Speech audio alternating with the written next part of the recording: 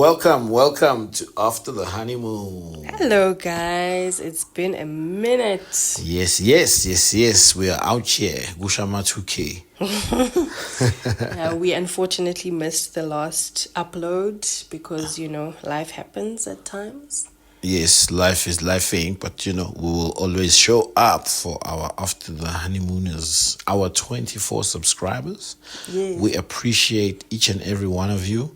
Please carry on being ambassadors of After the Honeymoon and share, like, and subscribe. Yes, guys. So, yes, ma'am. What are we on today, wifey?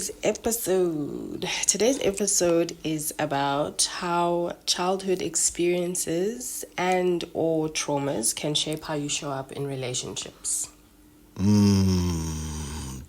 That is a never-ending. Yeah. I wouldn't say battle, but I'll say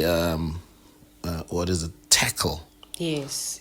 And it's not always negative, sometimes it's positive. Sometimes how your childhood was can shape your relationships in a positive way. Yes. I think it also comes with balancing each other out, I guess, because the one person could be could be dealing with something that the other person is able to assist them with from how that other person grew up, or their partner grew up, Mm-hmm. Whew, that's an intense one. How did you think about that one? Tell us, how did you think about, where do you want to start? Do you want to start, let's start with the negative. Like, how has it affected you negatively? Sure. That's a very extensive one for me because, to be frank, my childhood wasn't the greatest, and not because, it's not that it wasn't the greatest, like financially. Financially, it was actually pretty solid. It was good. I come from a solid home financially.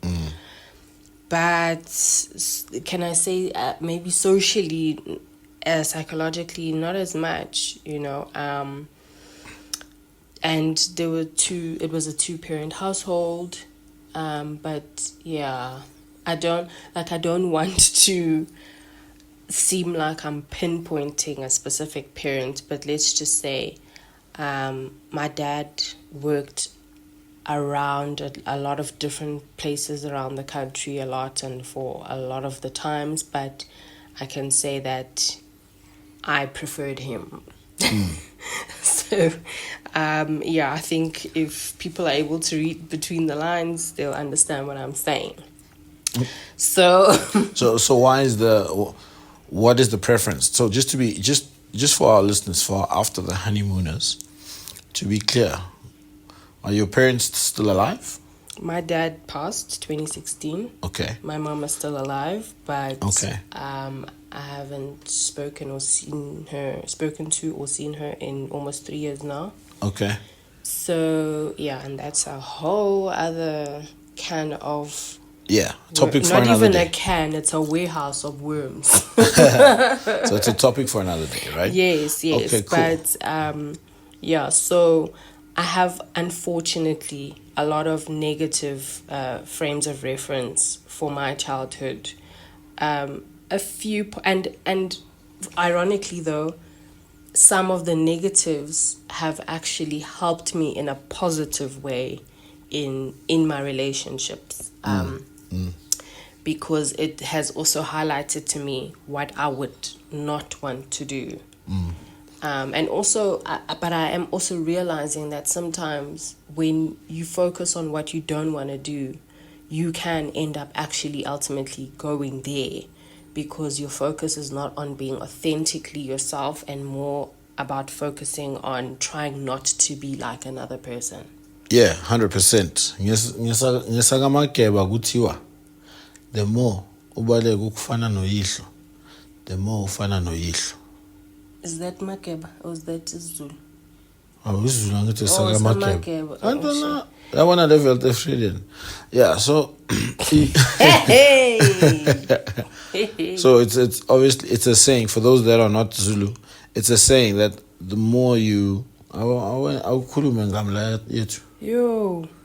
The more Yo. you avoid being like your father. This is a direct translation for boys and men.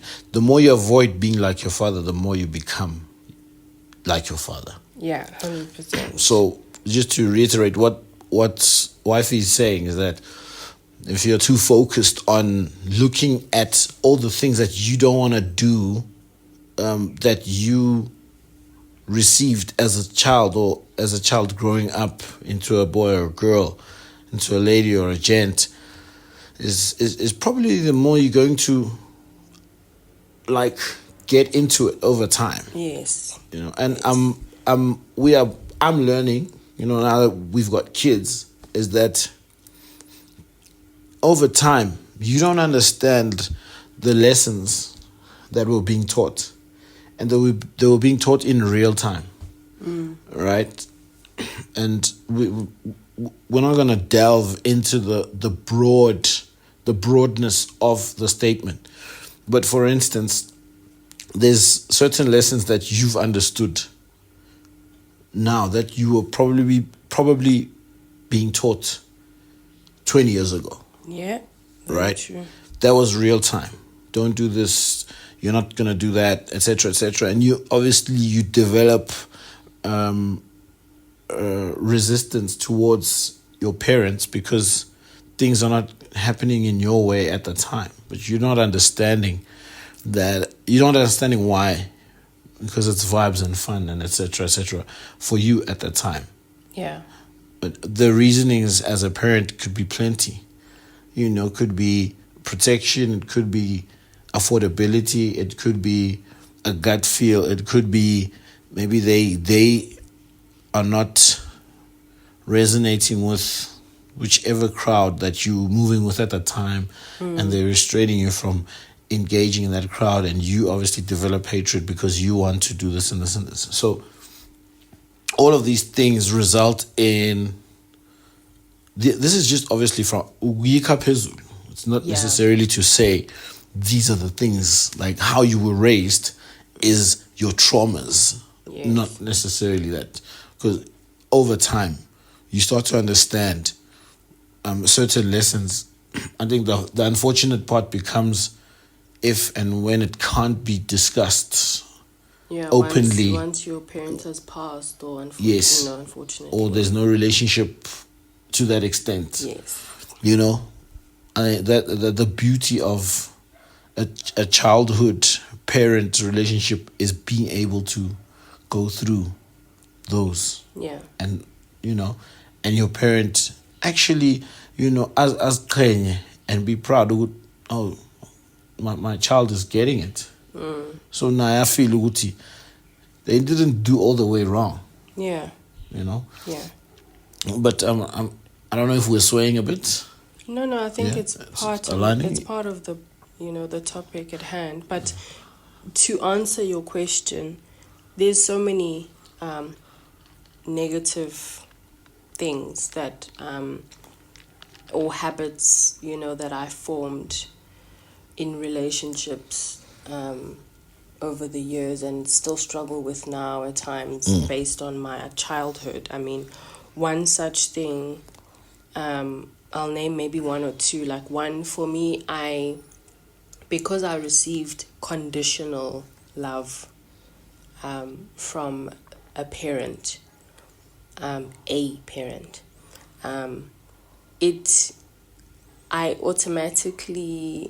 always wondering, like, what's in it for you? Why are you doing this for me? Like in general, or me as your husband? In general, because I actually went through this. It highlighted even more for me this week, because at work they offered to do something for me, and automatically my mind went into panic mode, because I was like, why are you offering to do this? What's the catch? And automatically I'm thinking, okay, I know now that if they want to do this, that I need to prepare myself to possibly be emotionally blackmailed for the rest of the time that I'm in this place. because that's generally my experience with that parent, is that they do something for you which seems like it's from a genuine place, and then at a later stage that gets thrown back in your face as leverage, or gets used as like, well, you're useless and you couldn't even do this yourself and I did it, and the whole world gets to know that this and this was done for you by this person, and it's used to blackmail you, or used to leverage some kind of unending favor that you now have to be like constantly at this person's beck and call, because they've done ABC for you, you know. And so it's kind of taught me that if someone wants to do something for you, it's because they want something from you, or it's because they're going to come back and collect whatever debt that now you've incurred from whatever they've done for you, you know. And so I find it difficult, like I've found it so difficult to receive when you want to genuinely do something for me, or automatically when you want, you know, there's been times when you've said, hey, let's take your car to service, and automatically I'm like, so I don't have the money, so who's paying for it? Because I don't have it. And for me, it's like, even if your intention is to pay for it, or to at least pay a portion of it, automatically I'm like, this person's not doing this for me because Jay, you know, I want to know why we're doing it, what do I owe you, how can I repay you? And, you know, that's messed up, you know, because my mind is wired to think that no one is doing anything for you just out of pure love, pure unconditional love. I always feel like there's a reason. You know, what we doing? Why you want to do this? What's going on? I want to know what's going on.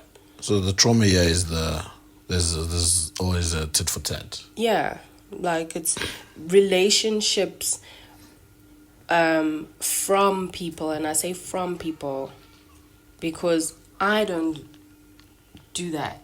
I don't have relationships with people that are reciprocal, because I know it was done to me and I hated it, and it's not genuine. But because I don't trust people enough, I always feel like people have an ulterior motive when they want to do something for me, which might honestly be from a genuine place, but I struggle to receive it, because I've experienced a reciprocal relationship from someone who was meant to have unconditional love and to do things without expectation, but unfortunately didn't do things without expectation. And so it taught me that that's how the world is, that people don't do things just out of the goodness of their heart. You know, and so I struggle with that. I really, really do. I think my struggle is, that's a very intense one, because I think you're still going through that. Yeah, like 100%. Like it is so intense. Like my wife goes through that till this day. Yep.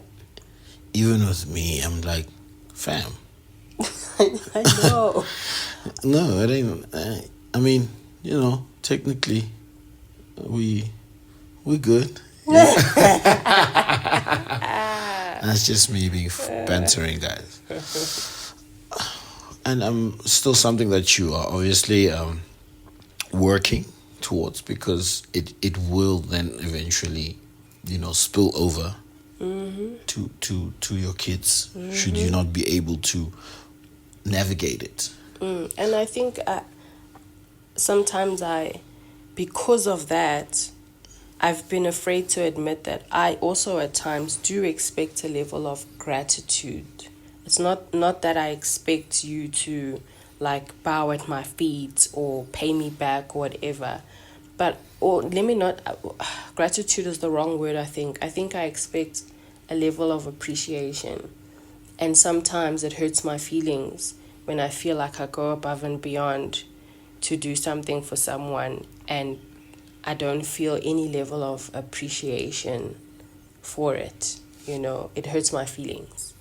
So do you, And I think that comes from obviously seeing someone who demanded for you to worship them just because they've done something for you, which in retrospect they were meant to do because they're your parent, to be honest. But I think because of that experience, it teaches you that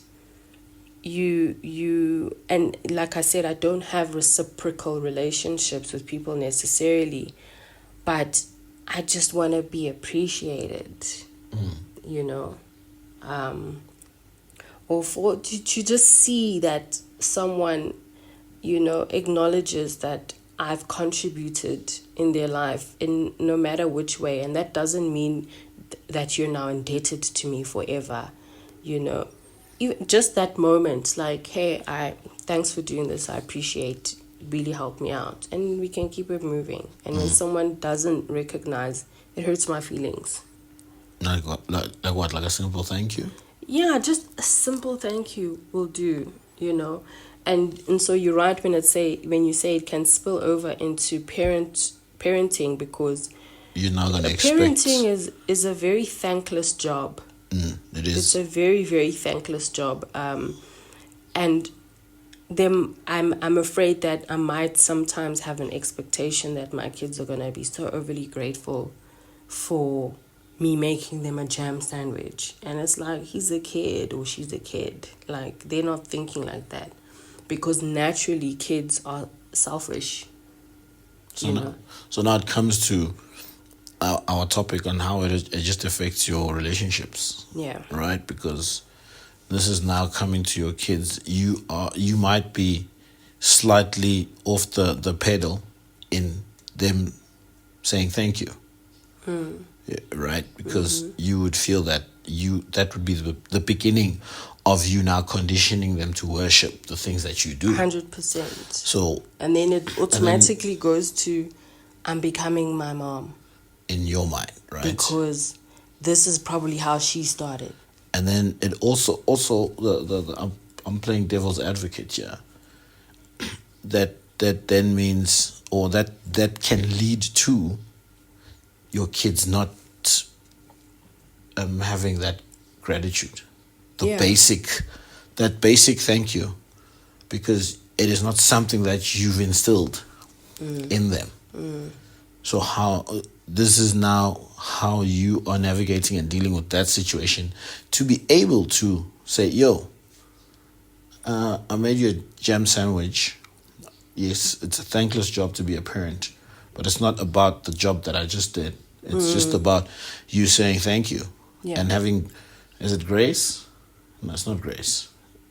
Gratitude. Just having gratitude on anything, but also finding that balance of the next person or your child not realizing the difference between gratitude and someone taking advantage of their gratitude. 100%. Right. 100%. So that's the space that you're playing in, or you're trying to find in terms of a balance. Because and I get that so much, because I literally said to someone this week that a lot of the times I don't like people to do things for me, because I don't know how to balance in my mind being grateful without feeling indebted to someone. And because I'm still struggling with that, I obviously need to understand it within myself, so I don't pass that on to my kids, because I never want my kids to ever feel indebted to someone just because someone has done something for them.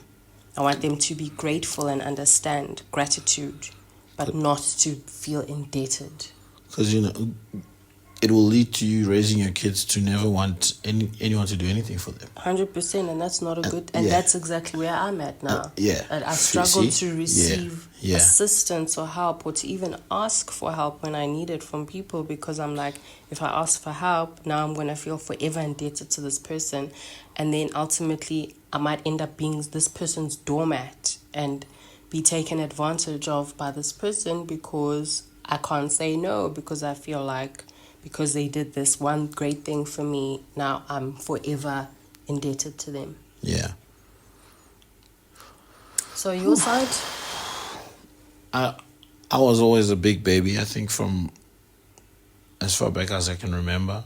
Big as in like weight? Yes, weight, Okay. fat, obese. Don't say fat, say Stool. overweight. Stula. Pupumpu. Those are the words you were called. Yeah, all those words. Right. So outside of that, it's I think the one that I'm still dealing with now is clothes. You know, like I prefer going clothes shopping alone, because now I must go there and I must fit all these big sizes, and some of them don't fit me in these normal stores, or they don't make extra sizes, and then I have to have someone judging me. Hey, you're so, I can't even find anything for you.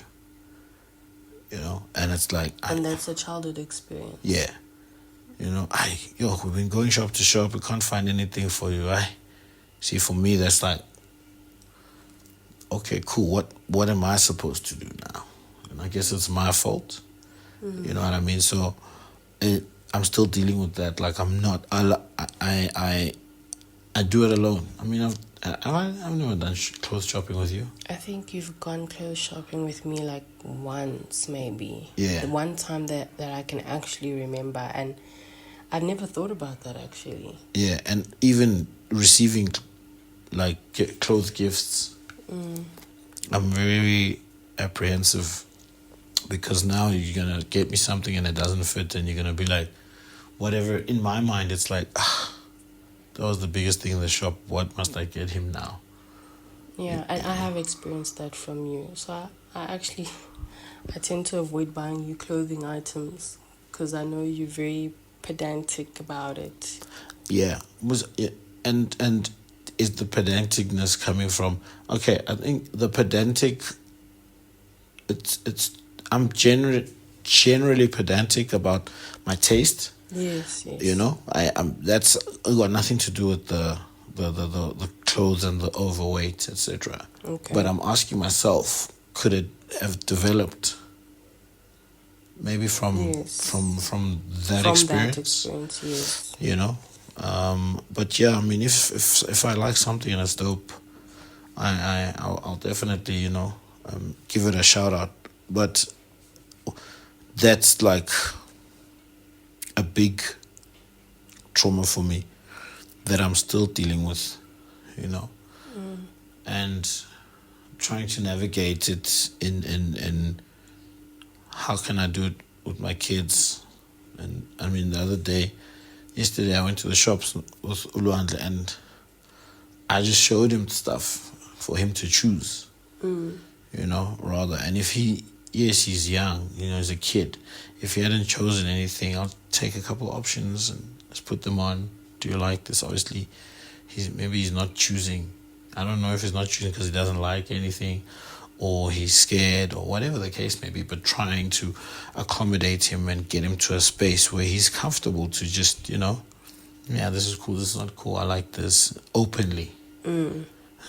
But yeah, I think that is also, it also transitions to, like, now you don't want to go to certain events, or you don't want to go in certain spaces because you don't have like the outfits, or you can't afford to get a certain outfit tailored for you, and there's a whole ripple effect to that, and that has now obviously taken away an experience of you as my partner to even know what it is that I look for. Yes. When I go for shopping for clothes. Yeah, because I actually don't know. Yes, you see, so that's also why I kind of avoid, because sometimes I want to surprise you, but now it means I have to ask you, like, hey, would you like this, or is this something that you like, or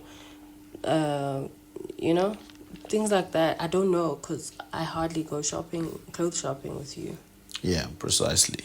So it's a trauma that has spilled into our relationship subconsciously. You finding out now, and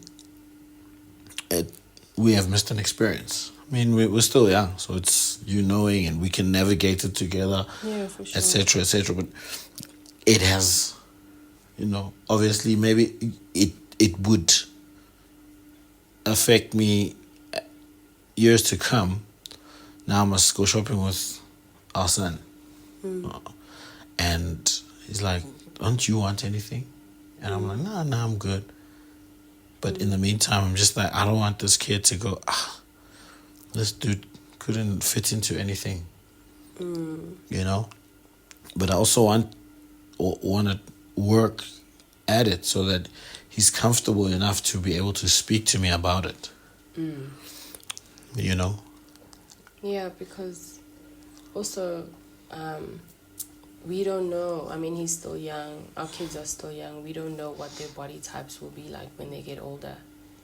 And if we are unable to try and be comfortable or be open with body shapes and body types with them, we're not really modeling anything to them about that. And so they might be easily influenced outside of this home environment because it's not a topic we really entertain or talk about.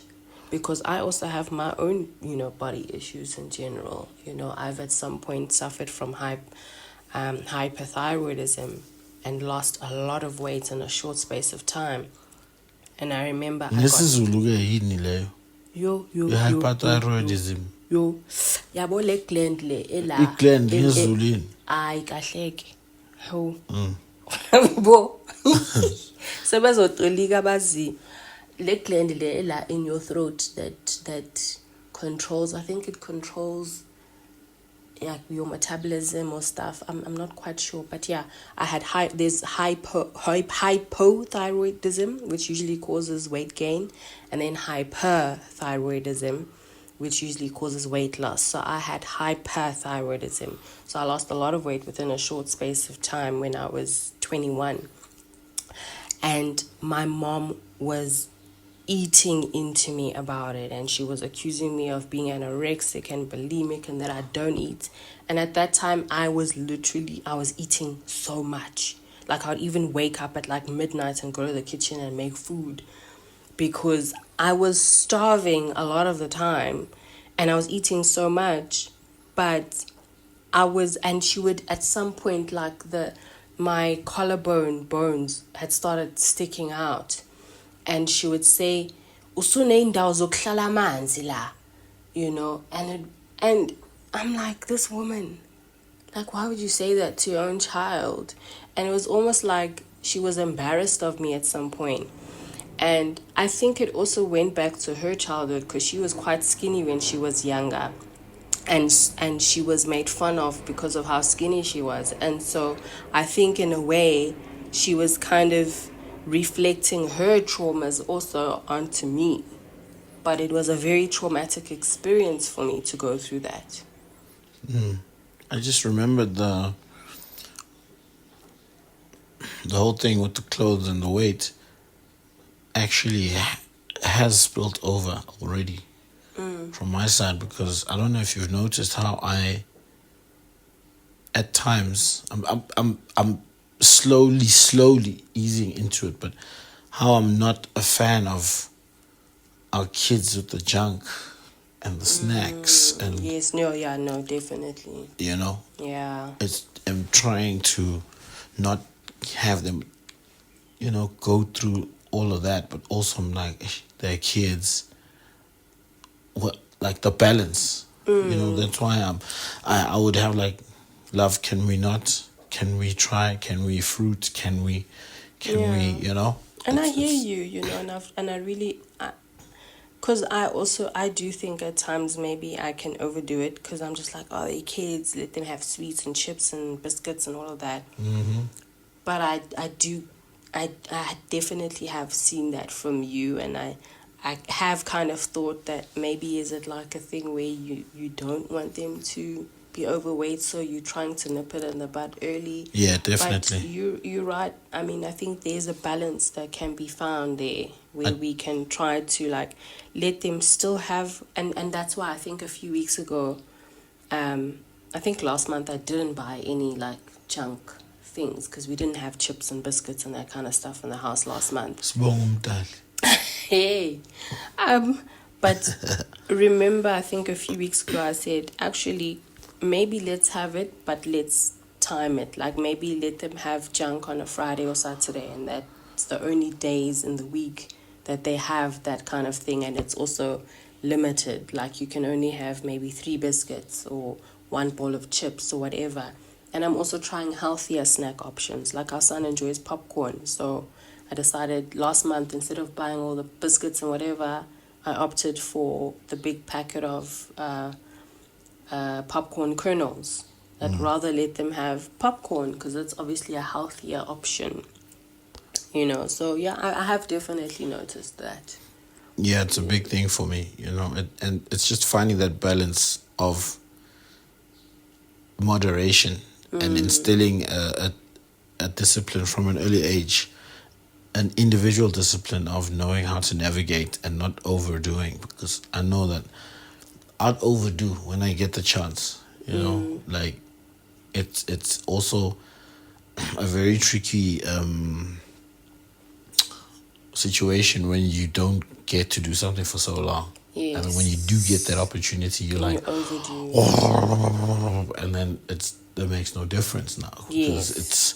it still affects you the same way, but rather the moderation of, okay, cool, one is cool, Yes. one in 2 days is cool. Yes. It's finding that balance even with screen time. I think I don't know why I've got this screen time trauma. I don't understand where it comes from. Like having kids watch the screen all the time is not my cup of tea. Yeah. But I don't know where it comes from, because I didn't really have a screen time issue, or rather, like I don't have a screen time trauma that I can remember per se. Is it not social media? Because Yes. I think we see that a lot of the time. Yes, I think that's It's that also parent guilt of Yes. giving screen time to your kids, and realistically, that's a social media trauma. it's a social media trauma. I can I think I've got tell social you, media trauma. I can tell you that it definitely, that's what it is. Because yes, I'm not saying pluck your kids in front of the TV and in front of a tablet the whole day. That isn't healthy, because they're not getting human interaction or learning how to play or find things to play with themselves and being creative. But I think as parents, sometimes and even as adults, to be honest, because sometimes adults are also shamed for how much screen time they have,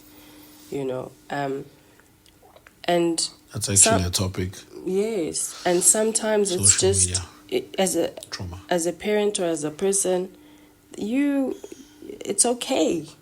Like, it's okay. Sometimes if you need to do something quickly, sometimes the only thing you can do in that moment, even if you try something else, sometimes the only thing you can do is just put your kids in front of a TV and put on their favorite show while you quickly need to prepare food or cook or whatever. Yeah. It's like, guys, Yeah. it's not the end of the world, even as an adult.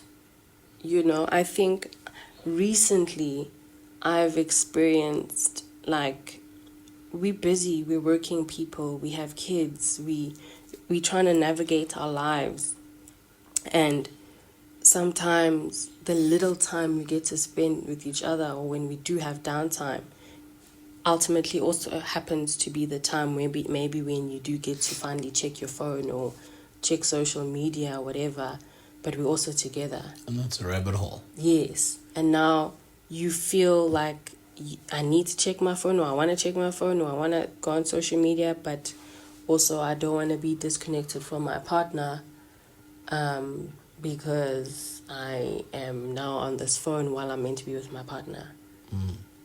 So yeah, and like you said, I'm not sure where that whole trauma fits in. I don't know how that fits into childhood, but somehow we've ended up on this topic. I think it's a social media trauma. So that's definitely an interesting topic that I would like us to save for an entire episode. Social media trauma. Okay. Let us know if you guys want to hear about or hear how we elaborate about social media trauma And in how our it lives and our influences- relationship. and because it actually does influences your relationship, your parenting, your work environment, your family, a lot of things. So we can do that as the next topic. If you guys are keen, let us know. Check this out, love. So, circling back to our topic for the day. How? Sorry, guys, we just needed to pause for a bit to let our son finish screaming. So, how do we define childhood traumas? I've been asking myself that question recently, and the reason why is because I just figured, like, I was just thinking about my father's late as well, right? And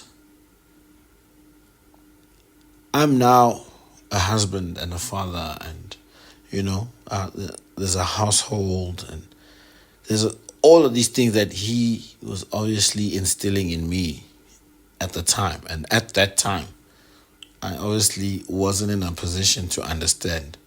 I'm like, why is this guy telling me about marriage and children and household, etc., etc.?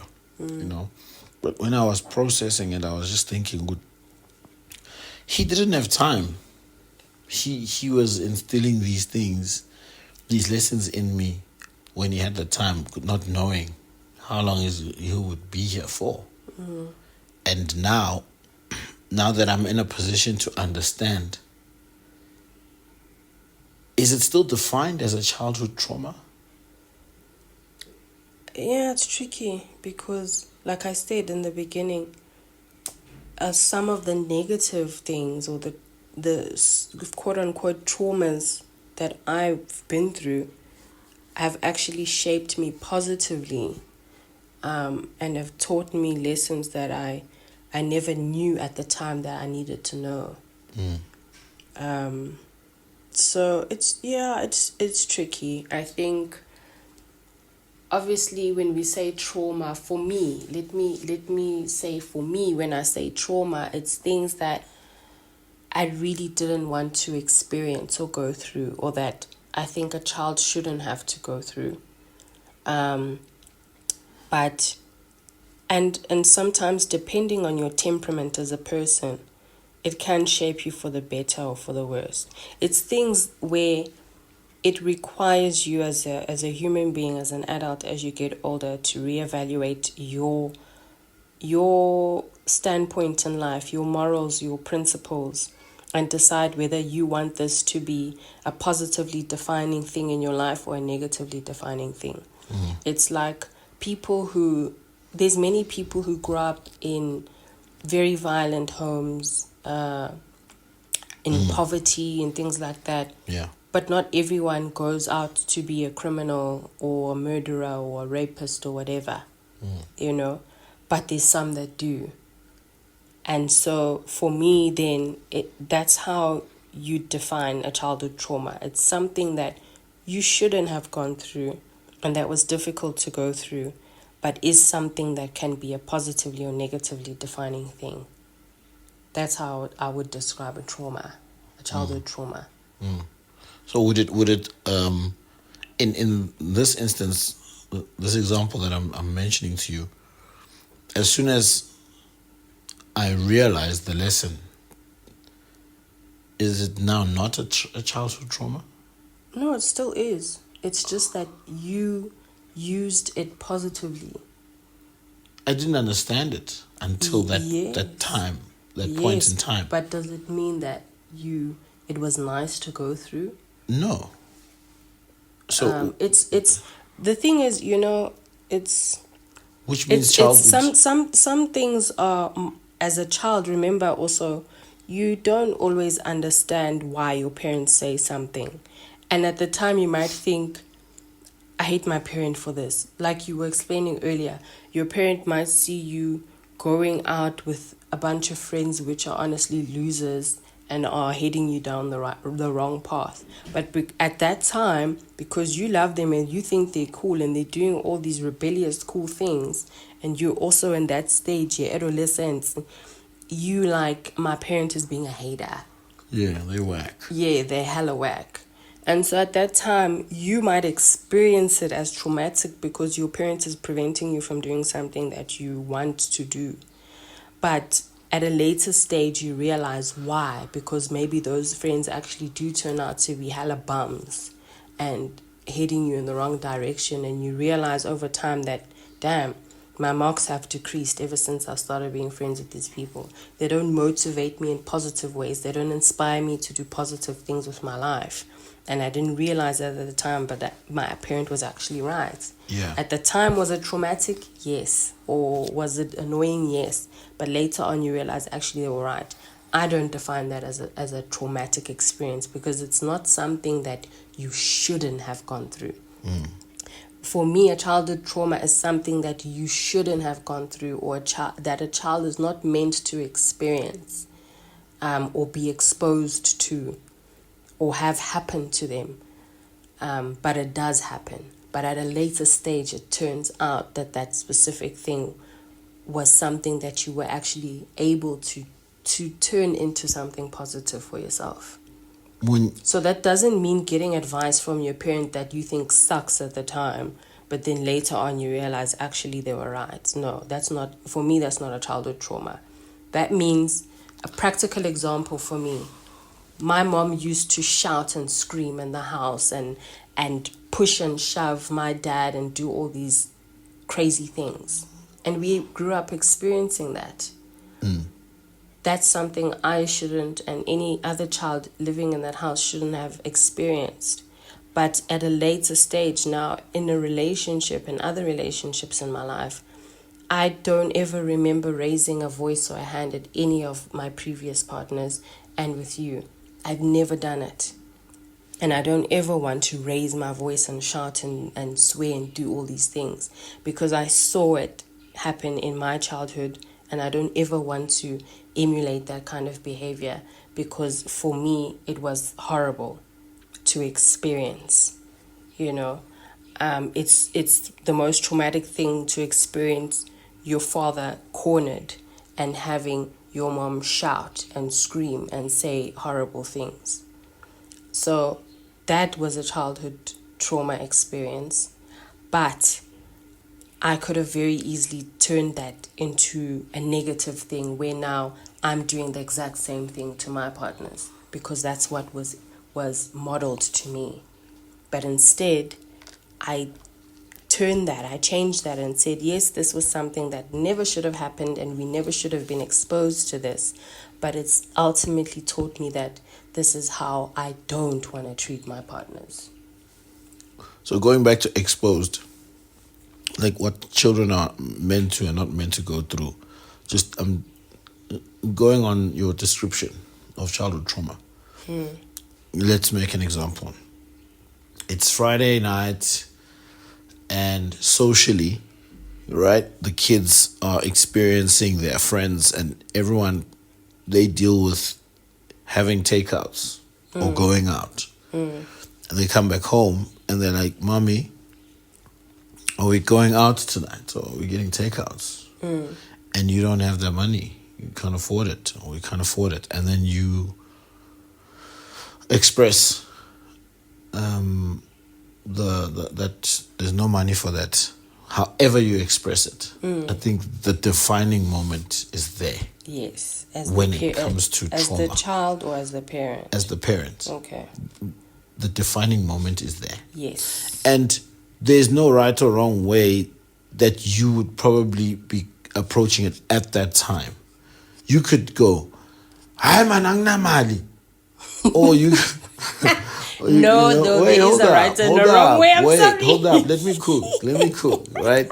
Let me cook. So, "Hi manangna mali," or you could go, "We do not eat takeaways in this house. We cook all of our meals because it's healthier." Right? Or you could go, ask your father. Now, all of these scenarios, they all have lessons in them, right? or takeaways for the child. Hi manangna mali is okay, you know. My finances, right? For them, tell our but now this is you shaping financial approach, Yes. right? Yes. We cook all our food because food that's healthier, and you know what you're putting in your body. Cool. That's the approach of it's two ways, right? The third one, you could say, go ask your father. I could have the money, I couldn't have the money, but you would know. So if you know that I don't have money and you say, I'll ask your father, you're a douchebag. Yeah, Firstly, 100%. right? Because you're now throwing me like the view, how the kids will view your partner. Yeah. You know? So, or yeah. something. You know, Or so, the dad is always the one that says no. Take away. So there's many ways to skin that cat, right? But is that a saying? Well, it is now if it wasn't. After the honeymoon sayings. So there's many ways now fast forward to 15, 20 years later. For me, the defining moment is if you are blessed enough to have your parents alive, or if we are blessed enough to be alive, at the time that lesson comes for our kids, we must be able to have that conversation. 100%. You know, you've shaped how I view money. How do you view money, my son or my daughter? I don't like to. So I was at that time. But okay, I pogotela or ya budget or ya splurge or whatever it is. In order to understand how they got to that, you need to unpack it. Yeah. And you must be able to unpack it. And if you've played a part in that, you must be able to openly discuss and have that conversation. Yeah, right. You see, now that's the problem with parents. Hold up. Let me cook. The pot is still... It's still simmering. Yes. Right? So, the problem is, obviously, like in our experiences, we know the elderly don't like to talk about izinto in general, like going back into time and talking about things in our experience, not generally. They like going back to their experiences, not to ours. Yeah, right. So now my question is to you as my partner who we are raising kids is, you have answered me what you think a trauma is. And I've just given you a scenario that could be traumatic, but requires your balance at that time. Right? That's saying a picture. Oh, baby. So,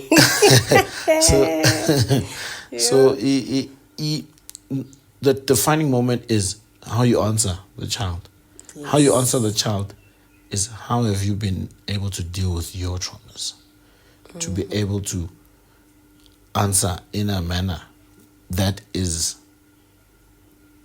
teachable.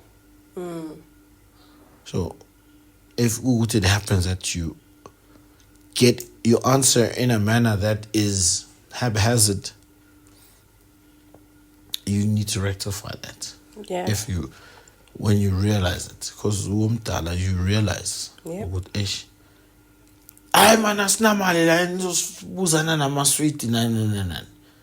You need to be able to go back.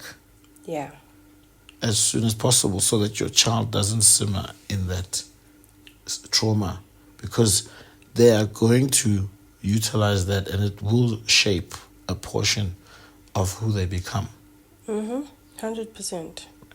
100%. And because that experience of not having money to go buy takeaways is not the trauma in itself. The trauma is the response of the parent.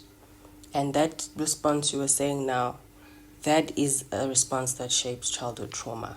And that can negatively affect a person in a relationship, because that's how they can then ultimately respond to their partner in money matters.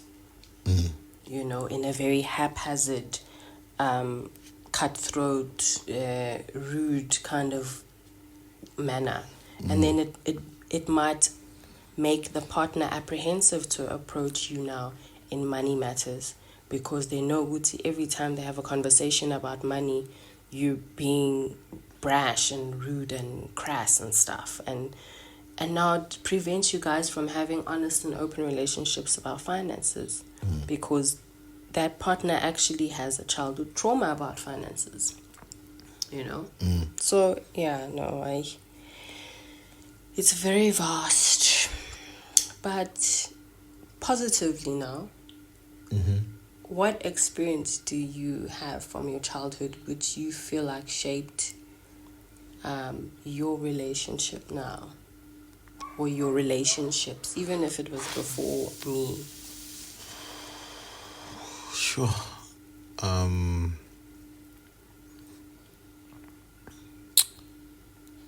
This is a difficult one. We don't have a lot of positive experience. I think I came from The awkward silence. The my experience. Remember, like my parents separated or divorced when I was 4, I think. Right. So I'm just thinking about now, like lose 4. And now we separate. split, yeah. And how much is he really going to remember? I know, like, I don't remember jack from like here and there, but over time, like, I don't remember a lot of things prior to that. So going to your question is, I grew up in separate households. Right? Mostly my mom, and I visited my dad here and there until I got to a certain age. I didn't want to go visit anymore because I was in my fields, and I'm thinking that I'm the guy. And obviously I've got a lot of brainwash, because I've been told so many negative things about him. Yeah. And my viewpoint is coming from what is one-sided, right? And I'm vulnerable. So my thought process is still easily swayed behind the ears. Yeah, so it's the difficult. I think trying to find the positives that have shaped me, or that have impacted my relationships. It's difficult because there was so much stretching, a tug of war that is filled in my mind, and I'm trying to like really find these positives, and I can't. But I can say what I've learned from my parents, and we're obviously pulling from our parents, because we had parents that raised us. Yes. We're not gonna, we're not gonna look outside too much. We're focusing on the households. Yes. Is showing up. Like, that's the one thing that positively impacted my relationships, is to show up for your partner or your loved ones. Yes. Is to show up. Even if our phone is like, you do it. Like, you show up. You know? It cannot be nice because you are not showing up wholeheartedly. Yeah. But that's the one thing. Like, it's just to show up. Yeah. Do what I need to do, and whatever I can, just to make sure that I show up for my kids. I show up for my partner, and as long as we've done, or as long as I've done and showed up in the way that I need to, we will deal with all the other things after the showing up. Yeah. That's the positive that I can think of at the current moment. And your side? I think for me, my growing up, my dad was very much a family orientated person. He loved family, and he was the the one person that brought the family together a lot of the times. You know, he definitely advocated for that togetherness. So a lot of the times growing up from like primary school, I remember we would have holidays which were like jam packed with like our nephews and my cousins and all these people. And I say nephews, I know you guys are probably confused because I'm saying primary school and nephew, but my nephews are actually older than me by like a year or two. So yeah, so they would come visit with my cousins over holidays, or we'd go visit them and stay there the whole holidays. And there was so much togetherness and such like a family structure formed, and such a family bond of, and we had our issues, you know. I even saw my dad and his brothers had their own issues, but no matter what happened, at the end of the day, like you said, you showed up and you were there for your family. And my dad created such a, you know, let's help each other, let's help to build each other as a family, because, you know, if one person's down, we all down kind of vibe. And, you know, let's have like a connection where we helping each other and we're like a real family. And so that, you know, I experienced that growing up. But unfortunately, as time went by and we got older, and, you know, things happen in the family, and, you know, unfortunately, you know, situations happened and we lost each other for like almost 10 years, if not more. And by the time that we've found each other again, you know, we learning to learn each other again, and, you know, learning that and I'm In adulthood. and I'm yes, now in adulthood, and I'm going back and I'm feeling those feelings, you know, that nostalgic feeling of the, you know, we all sleeping on the floor and sponges, and, you know, doing like 30 sandwiches for everyone, and we're just eating and watching movies until like 3 a.m. Like, I want that feeling back, because that was a really good feeling. And I'm learning, or I'm trying to navigate that now as an adult, and having now my own family and my husband and my kids. And obviously it won't be like how it was back then, because we're not kids anymore. But I mean, that was a positive thing that I got. And I think even when I do think of how I have received conditional love from one parent, I do remember that there was some unconditional love, and it was there, and I've just lost track of it. And I'm just trying to tap back into that, because it does exist, you know. And I'm trying to get you on board Of what? of that. Of unconditional love, or of the No, 30 sponges? yes. Because I can tell it makes you anxious as hell. Now we ain't sponging.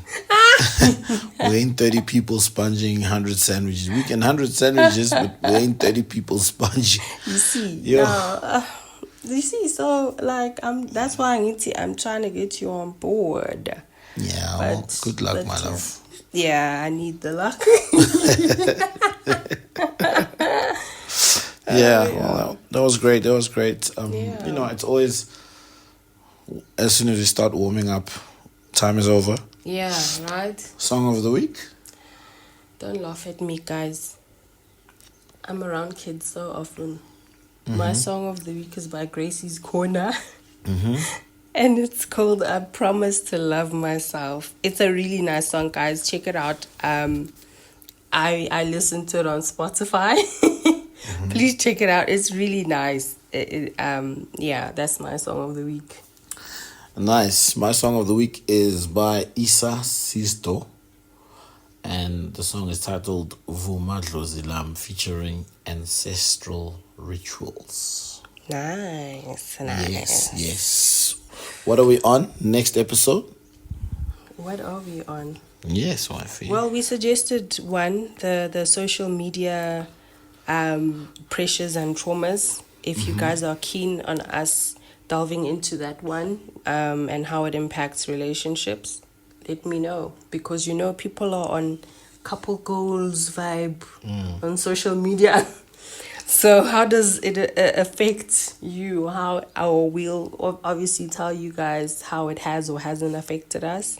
So let us know if you guys want us to maybe try that one next time. Or I've got one that I've been thinking about for some time. We are headed into the festive.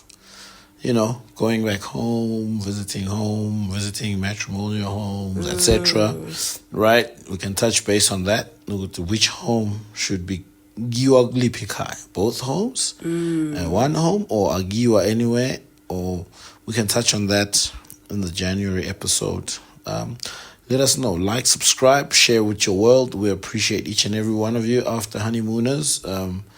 We always wish you the best in your matrimonials and your unionships. Until next time. Thank you guys for watching for listening to After the Honeymoon. Yes. We appreciate you guys. Cheers. Until next time. Cheers. Bye. Bye.